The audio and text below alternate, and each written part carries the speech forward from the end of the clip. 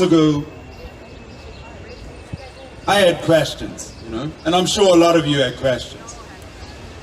But I just started calling people. So I started calling them because I said, I can't be the only one feeling like this. I got concerned when, in the midst of a pandemic, which is dealing with health, I kept hearing from politicians. I said, why are politicians always on TV? Where are the doctors? So I started calling doctors. So what's going on? Are you guys being invited to come in to participate? Is there like a task group being formed? Are we doing research? What's going on? What are the treatment options? Nothing happening. So next thing we found ourselves in a circle of health professionals, They started telling me about patients first, and it's interesting that the Premier brought it up, talking about the healthcare policy that the doctors already pushed back on. And apparently because of that pushback, the relationship between private doctors, and the government was frayed. And so there was no outreach. So anyway, we kept talking, and eventually we decided that we needed to get their voices into the public domain. The media wasn't covering them. There was this narrow view just being pushed and pushed and pushed. Anybody outside of that was being censored or dismissed. So out of that group emerged some very brave souls. Some doctors who were willing to come out of their private practice and stand forward and speak truth to the situation that we face here today. One of those brave souls is about to come and speak to you now. Dr. Amani Flood, referred to by the media as non-medical Dr. Amani Flood, very disrespectful. Naturopathic doctor, very insightful, a good friend of mine, and someone who stood tall in the midst of a lot of pushback from the status quo. So without further ado, Dr. Amani Flood.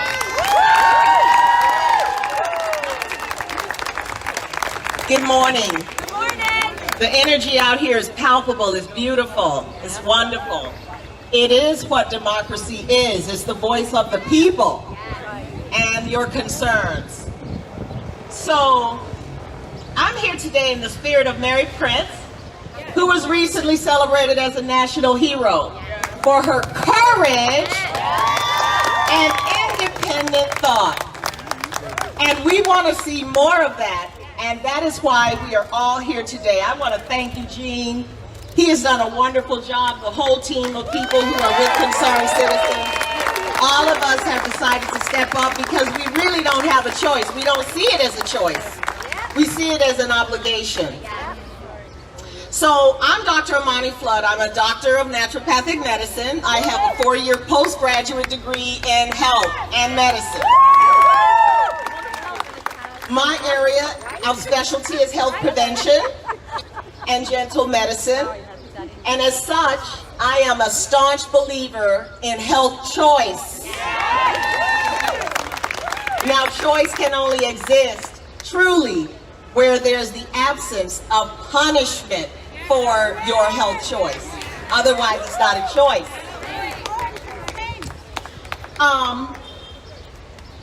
I don't wear your labels. I'm not an anti-vaxxer. I'm not opposed to COVID regulations. I'm not even against quarantines when they are fairly and equally used. As Mr. Pettingill explained, there's no excuse for saying that you're concerned about a pandemic, a disease, and you allow a carrier of the disease to go into the community or go home, and someone who is not carrying the disease or shown to be carrying the disease to go into forced quarantine or forced incarceration. Makes no sense, scientifically or logistically. What I am is a concerned medical professional who has seen some very, very suspect behaviors undertaken by the scientific community. These behaviors are disturbing at best and frightening at worst.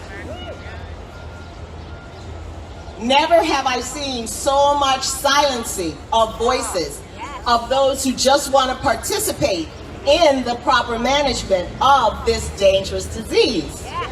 Never have I seen such censorship, falsehood disguised as science. It's time to make some changes in the management of COVID-19 in Bermuda. It's time to open the floor to broader discussions, more input from across the spectrum of interested persons, more inclusion of other voices, rather than the echo chamber of similar views that is prevailing right now, where the one idea just bounces off the wall until it hits us all in the head. Health and medicine are a moving target. Yesterday is different from today, and today is different from tomorrow. The interests of one group is different from the interests of another group. Who is looking out for the interests of non-vaccinated people in Bermuda?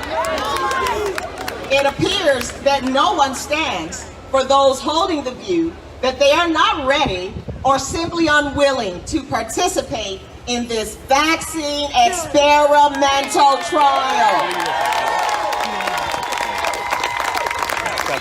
However, we are ready and willing to take other measures and cautions that we do not feel we need to explain ourselves any further than that. We hold alternative views, and as such, we deserve to be heard and considered.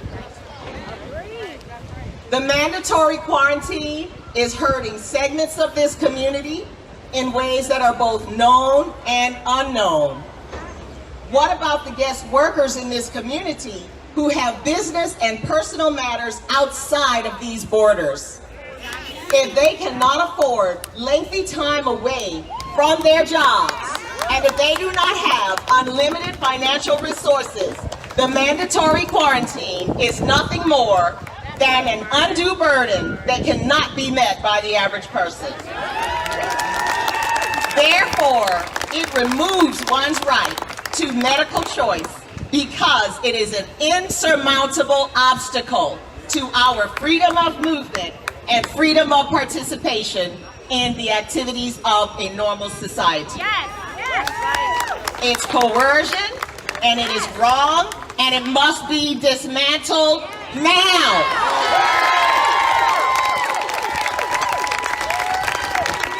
The earlier quarantine measures in place have been good enough to keep Bermuda as safe as it is today.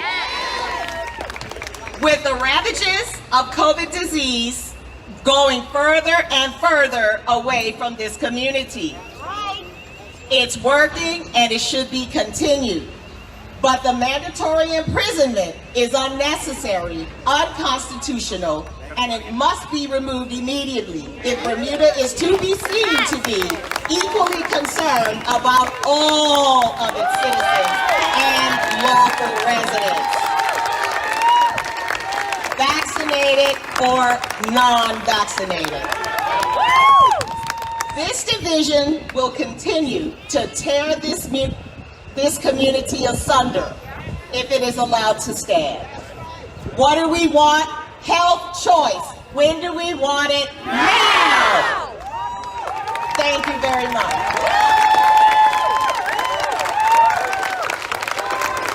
Give thanks, Amani. What a soldier, you know?